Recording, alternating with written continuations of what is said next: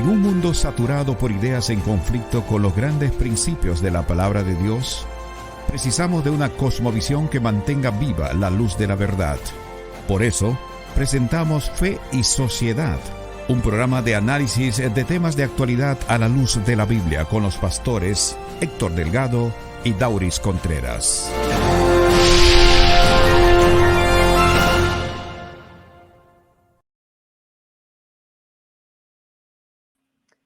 ¿Es Estados Unidos el último imperio mundial que predice la Biblia en el libro de Apocalipsis? Y si es el último imperio mundial, ¿cuáles serán las causas que propiciarán su ruina y su caída final? Les habla el pastor Héctor Delgado y para mí, como siempre, es un inmenso placer enviar un afectuoso saludo a todos los fieles oyentes de Radio Esperanza New York y a todos aquellos amigos y amigas que desde diferentes países nos siguen a través de las diferentes plataformas sociales. Me acompaña el pastor Dauris Contreras. Saludos, pastor Delgado, y bienvenido a nuestro programa Fe y Sociedad. Bienvenidos sean nuestros amigos que nos acompañan cada semana y damos gracias una vez más al Señor por darnos este privilegio de llegar hasta ustedes. La discusión del programa de hoy. Estamos muy contentos de tenerles con nosotros, de tener su atención y alabamos a Dios por ello. Queremos también animarles a que puedan compartir, como siempre les animamos a compartir esta transmisión, a compartir el enlace con otras personas y también a suscribirse al canal del pastor Héctor Delgado o Dauris Contreras y pues seguir creciendo y seguir nosotros avanzando en el conocimiento de estos temas. Vamos, antes de continuar, elevar una plegaria al Señor.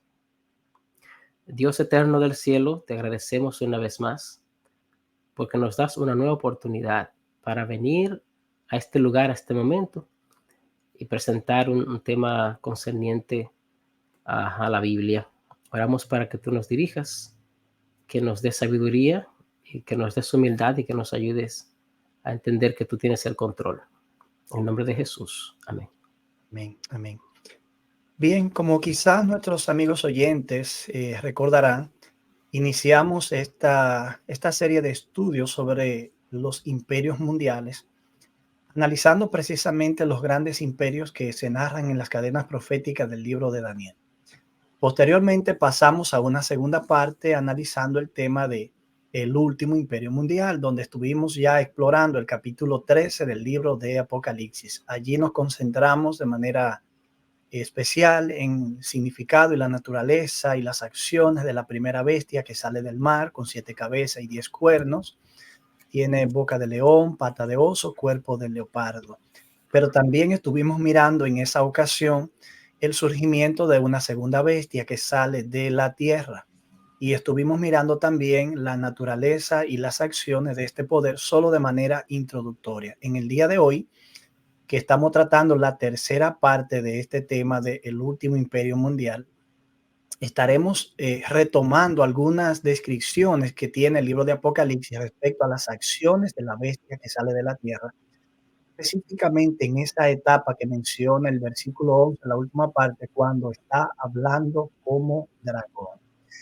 Bien, Perdón, Héctor, dijiste versículo 8, ¿verdad?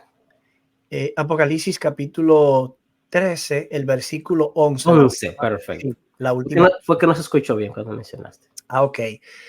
La última parte del versículo 11.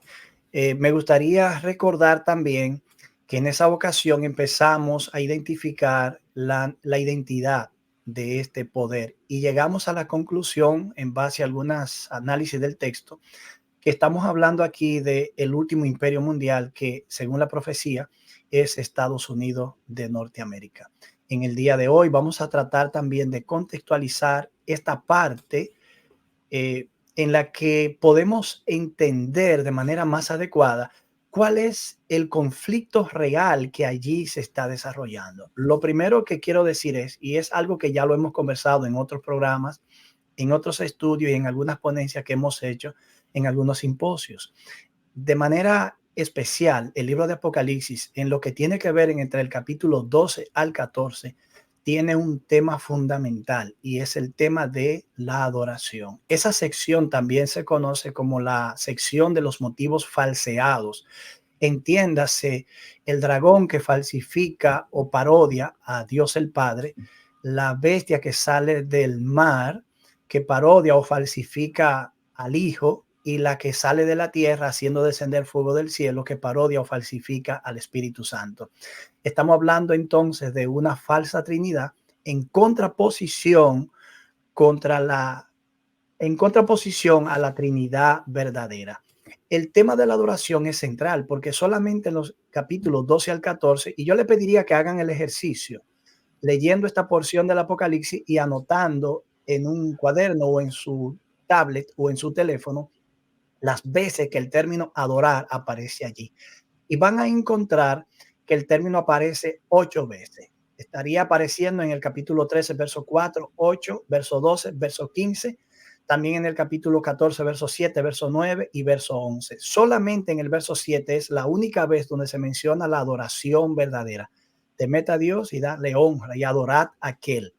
Allí se menciona la adoración verdadera, pero las 7 restantes menciones hacen referencia a la falsa adoración. De manera que la falsa adoración versus la adoración verdadera es un tema determinante en esta porción. Otro asunto es que aparece allí que los mandamientos de Dios son como el punto focal que define la controversia. Cuando leemos el capítulo 12, verso 17, que describe al remanente, una de las cualidades del remanente es que es fiel a los mandamientos de Dios. Según el capítulo 14, verso 2, en el contexto mismo y en el centro de la controversia, la fidelidad del pueblo de Dios se destaca como aquellos que guardan los mandamientos de Dios y tienen la fe de Jesús. Ahora bien, ese tema de los mandamientos de Dios en el contexto de una adoración verdadera y falsa ya era anticipado por el contexto del libro. Cuando leemos el capítulo 11, verso 19, encontramos que el templo fue abierto y que el arca de su pacto se dejó ver allí. El arca del pacto es el lugar donde están las tablas de los 10 mandamientos. Por lo tanto, es como si Juan dijera: presten atención porque lo que sigue a continuación está relacionado con el tema de la ley de Dios. Cuando esta sección cierra a la altura del capítulo 15, verso 8, encontramos otra referencia al templo. Dice que se llenó de humo por la gloria de Dios y por su poder, y nadie podía entrar en el templo hasta que fuesen consumadas las 7 plagas de los 7 ángeles. Jean Paulin, en cierta ocasión, haciendo un análisis de esta porción, advirtió correctamente que el libro de Apocalipsis predice una crisis anti-ley y anti-sábado.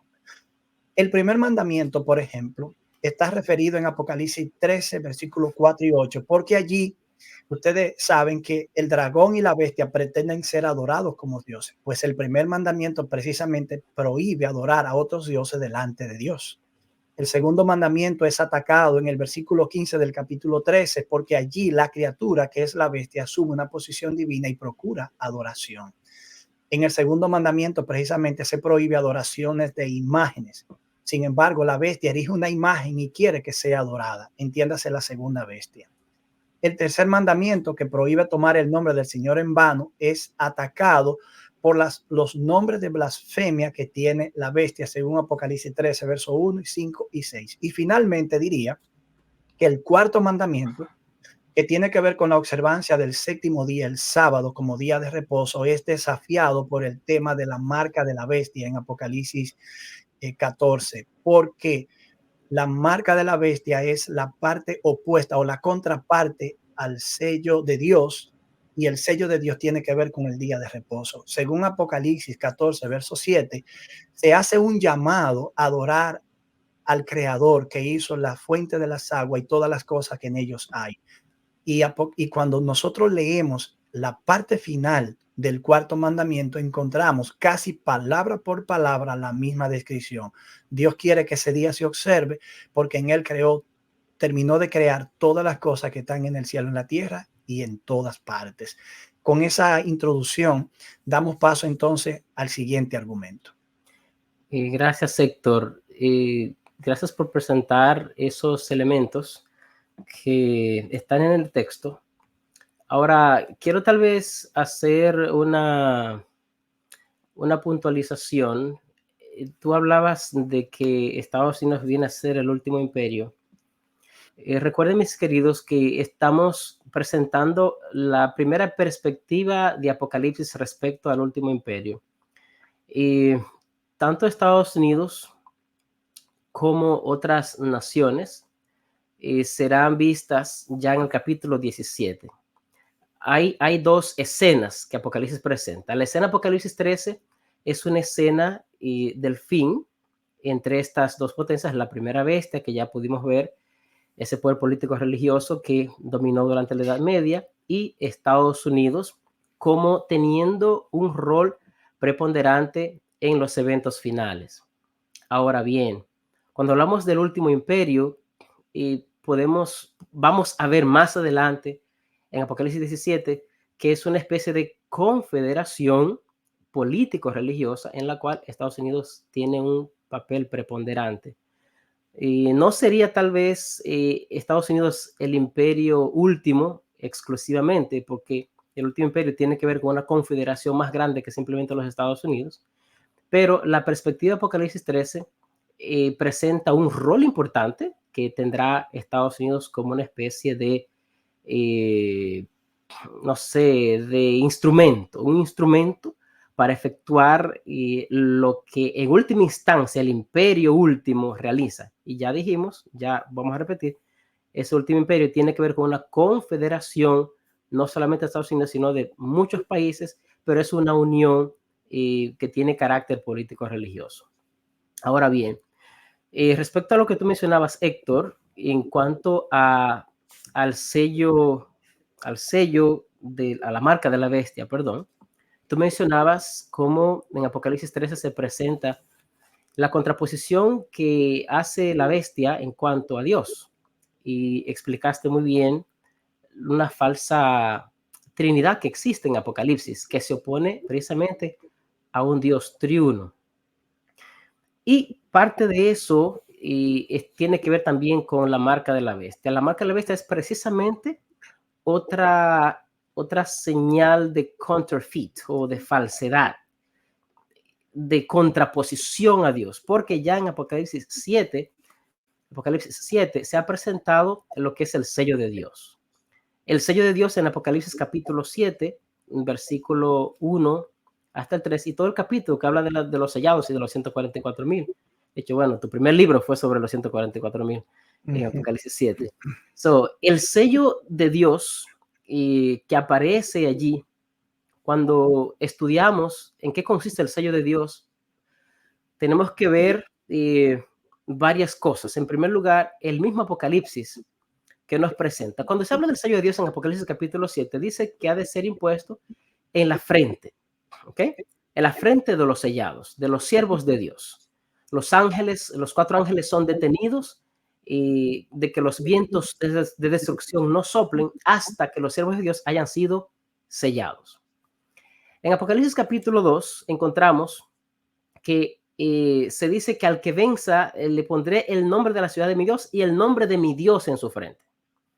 Entonces allí comienza a aparecer un nombre en la frente de los que venzan. Más adelante en el capítulo 22:4 o 22:7 me parece que dice, y verán su rostro y su nombre estará en sus frentes. Una vez más comienza a presentar el elemento de algo en la frente, si es sellado, y Apocalipsis habla del nombre de Dios en la frente. Eso es evidente que parte del sello tiene que ver con lo que es el nombre de Dios. Y el nombre en la Biblia es el carácter de Dios. Vamos a hacer una pausa, Héctor, y vamos a continuar con esta sección. Estás escuchando Fe y Sociedad, un programa de análisis de temas de actualidad a la luz de la Biblia.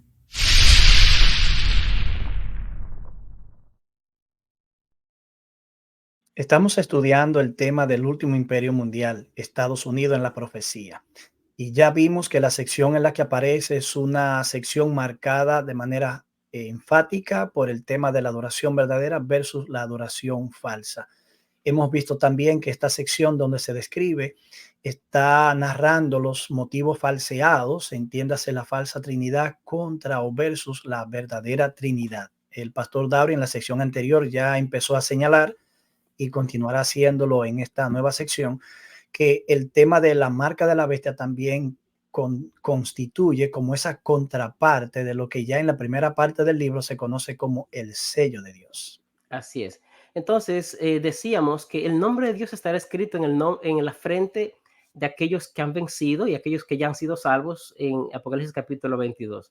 El nombre tiene que ver con el carácter. Y el nombre de Dios, según dice Éxodo capítulo 34, dice que allí se proclama el nombre de Jehová. Y Jehová proclamó su nombre. Y cuando lo proclama, como Moisés allí, lo que habla es del carácter de Dios. Dios misericordioso, piadoso, tardo para la ira y grande misericordia. Por lo tanto, el sello de Dios en la frente de los seres humanos, parte de lo que incluye ese sello es el carácter de Dios. Aquellos que han sido sellados han manifestado el carácter de Dios. ¿Y cómo eso ha ocurrido? Bueno, según dice el libro de Efesios, el Espíritu Santo es el instrumento sellador. En el capítulo 4:30 dice que no contristéis al Espíritu Santo, con el cual fuisteis sellados para vida eterna. Y en otro lugar, me parece que es el mismo lugar, capítulo 1, dice que el Espíritu Santo es las arras o la garantía de la salvación. Cuando nosotros aceptamos a Cristo, el Espíritu Santo nos sella y ahora el Espíritu Santo reproduce el carácter de Dios en nosotros. Por lo tanto, los que son sellados han sido sellados por el Espíritu Santo cuando aceptan a Cristo. Ahora el Espíritu Santo reproduce el carácter de Cristo en ellos y es reproducido a través de la obediencia a la palabra de Dios. Pero la Biblia también menciona otros elementos que tienen que ver con el sello. Y bueno, no nos va a dar mucho el tiempo para explicarlo todo, pero brevemente quisiera mencionar dos cosas más. Primero, en la Biblia, en Isaías capítulo 8, se presenta la ley como algo que ha de ser sellado entre los discípulos. Sella el testimonio, ata el testimonio y sella la ley entre mis discípulos. Más adelante encontramos en el libro de Ezequiel el sábado como una marca, como una señal. Dice en el capítulo 20:12 y capítulo 20:20, santificad mis sábados y sean una señal entre mí y vosotros, para que sepáis que yo soy Jehová vuestro Dios que lo santifico. Hay una señal que está en el sábado. Entonces, cuando encontramos en Apocalipsis lo que es el sello de Dios, estamos hablando de ciertas características que tienen las personas que son selladas, pero que en el contexto del momento final, previo, antes de que se acabe todo, antes de que Cristo venga, hay una batalla campal que se libra, y esa, como tú decías, Héctor, es una campaña que tiene que ver, una batalla campal que tiene que ver con adoración. Y en este caso, y ya en este momento final, último, antes de que Cristo venga, ahora sí, el sábado vendrá a ser un punto de toque, una piedra de toque, que va a identificar ya los que han sido sellados, los que el Espíritu Santo ha reproducido el carácter de Dios en sus vidas, aquellas personas que se han dedicado a Dios, como dice el libro de Timoteo, y tiene este sello: apártese de iniquidad todo el que invoca el nombre del Señor. Todos que han sido guiados por el Espíritu Santo, que han sido fieles a Dios, que han obedecido a Dios, que han sido leales a Dios, a la verdad de Dios, entonces ahora le siguen siendo fieles a Dios cuando la bestia trata de imponer esta marca. Eso es importante, Héctor, que los conozcamos, porque el texto de Apocalipsis viene a decirnos una frase interesante. La frase interesante es en el versículo 18. Aquí hay sabiduría el que tiene entendimiento. Una expresión similar va a aparecer en Apocalipsis 17, llamando a una sabiduría. No es una sabiduría de números 666, no es una sabiduría que viene del cielo. Es evidente que aquí se está hablando de un elemento teológico que ha de entenderse a través de la palabra de Dios. Por lo tanto, cuando vemos en Apocalipsis 13 el asunto de la marca de la bestia, es porque ya hay un contexto del sello de Dios que ha sido presentado en Apocalipsis capítulo 7 y que ahora esta bestia que se opone a Dios, que ha hecho una falsa trinidad, también va a imponer su marca. Y como en el libro de Apocalipsis, que tú mencionabas, es un libro que está lleno de lo que es el tema de la adoración, los fieles de Dios deciden adorar a Dios.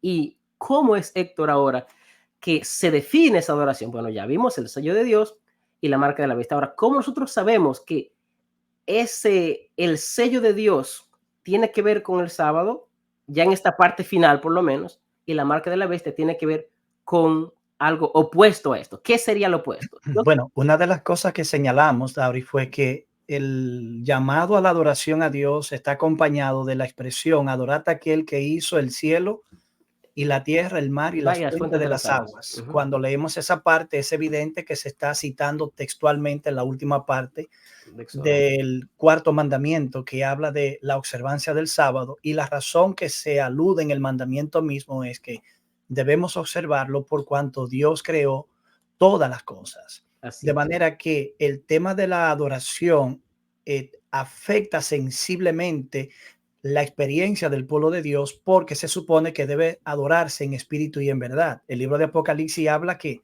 la fidelidad del pueblo de Dios se mide en términos de su lealtad a los mandamientos. Aquí Apocalipsis no está hablando de salvación por obras. Tampoco el tema de Apocalipsis es el tema de la soteriología per se, es decir, cómo se salva el ser humano. Sí, correcto. Eso lo describe Pablo en Romanos y en Gálatas. Pero cuando llegamos a Apocalipsis, puesto que el tema es el de una confrontación final, lo que se destaca es la conducta ética del pueblo de Dios, porque esa conducta ética precisamente es la que revela que ellos son leales a Dios y son obedientes a los mandamientos. Perfecto. En otras palabras, lo que Dios sella con el Espíritu Santo de forma interna es manifiesto de forma externa. Exacto. Y La obediencia a los mandamientos claro, es la evidencia externa de que hay un poder superior que gobierna la vida de los salvos. Perfectamente. Yo quiero también mencionar, para responder mi propia pregunta, que el sábado, como sello también, contiene algunas características que contienen los sellos de la antigüedad, que es el nombre de quien gobierna, el lugar donde gobierna y el título de quien gobierna. En este caso, el cuarto mandamiento contiene eso. Dios es el nombre, el título es creador y donde gobierna es el cielo y la tierra. De esa manera podemos ver algunas características de un sello en el mandamiento del sábado. Ahora, ¿cómo se contrapone el mandamiento? ¿Cómo se contrapone este sello de Dios con la marca de la bestia, Héctor? Si es así, ¿cuál vendría siendo cuál la marca de la bestia entonces? Bien, en otras ocasiones, Daura, incluso fuera de cámara y antes de este programa, ya habíamos abordado este tema, tratando de entender el significado de la expresión una marca puesta en la frente y en la mano. Quizás tú recuerdes, Daura, que en un viaje que hicimos a otra localidad, durante los tiempos de pandemia, íbamos conversando precisamente el tema de la marca de la bestia y descartando la posibilidad de que estuviera asociado con el tema de la vacuna o que estuviera asociado con el microchip. Entonces, en ese momento nosotros íbamos al Antiguo Testamento y tratábamos de encontrar varios pasajes y quizás son oportunos en esta ocasión.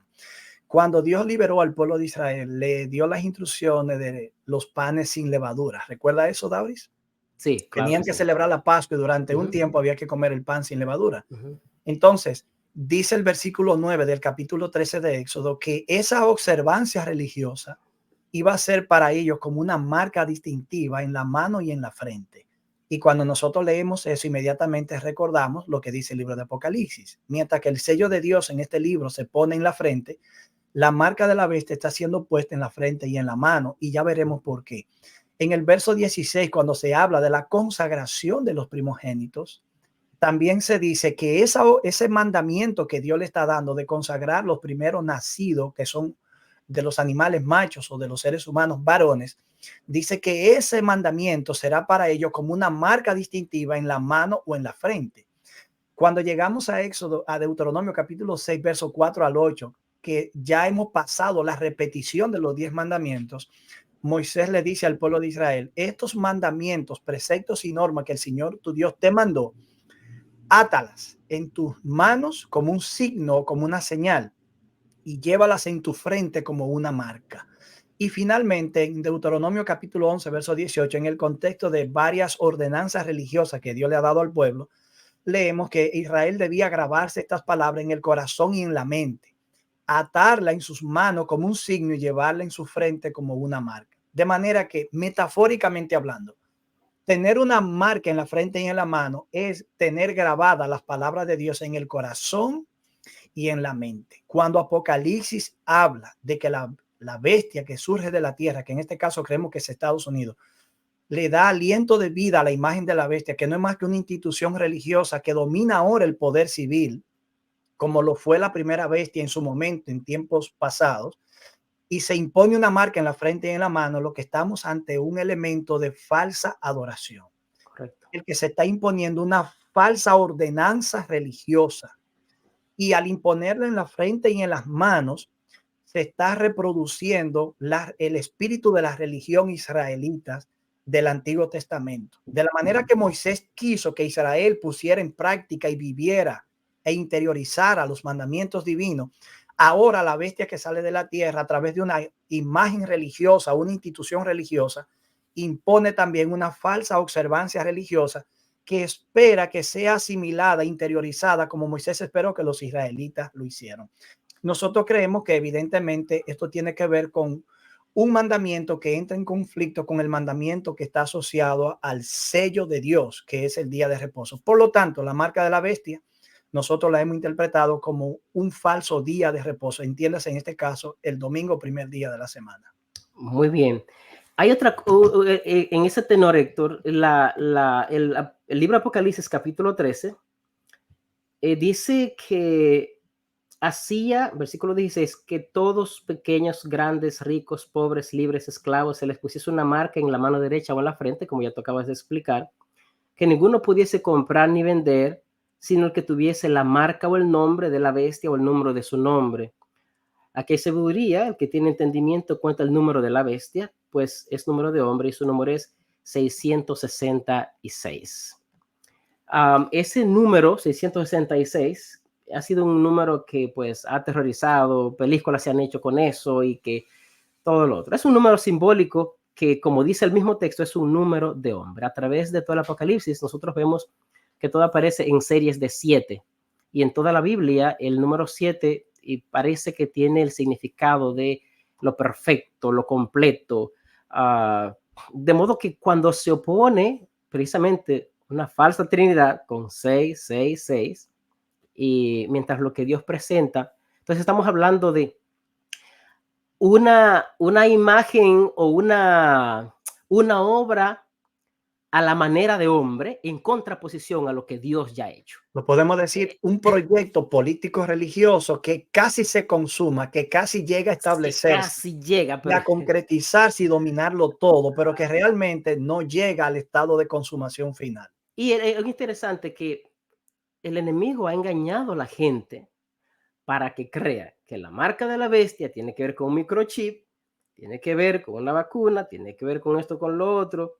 Y bueno, otro elemento es que aquí hay un elemento económico en cuanto a la marca de la bestia. Ahora, David, lo que sí, una cosa es clara, la marca de la bestia tiene que ver con un asunto espiritual, Claro que religioso, sí. Perfecto. y práctico.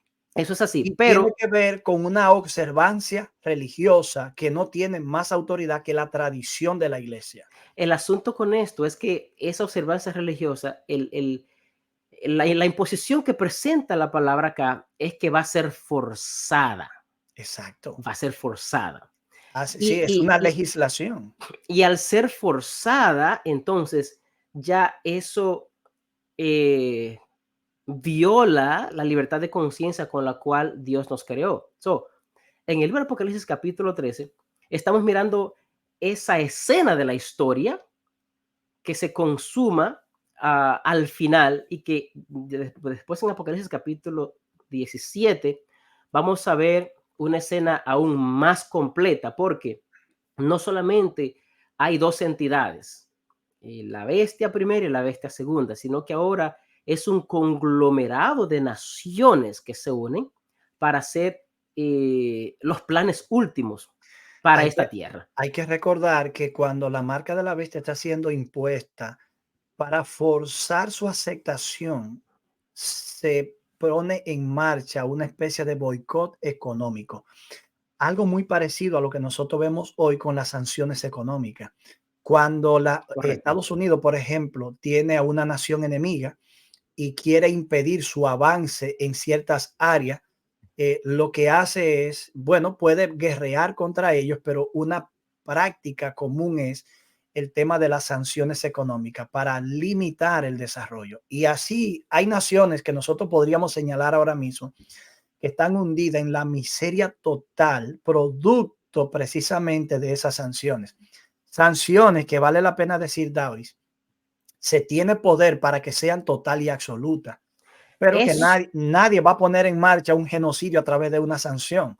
Pero Claro. va a llegar un momento en la historia en la que la presión será tal que se prohibirá totalmente comprar y vender, es decir, tener acceso a los bienes de consumo diario para tratar de forzar al pueblo de Dios a que se someta a esa observancia religiosa. Cuando a la gente le toca en su bolsillo, hace lo que sea para sobrevivir, porque el ser humano tiene ese sentido de supervivencia. Así es. Ahora, cuando estamos hablando de un tema como este, habrá que decidir, porque el sello de la bestia y el sello de Dios están opuestos el uno al otro. Primero, el sello de Dios, una de las razones por las cuales es colocado es para proteger a los sellados de la destrucción de las plagas que Dios va a enviar.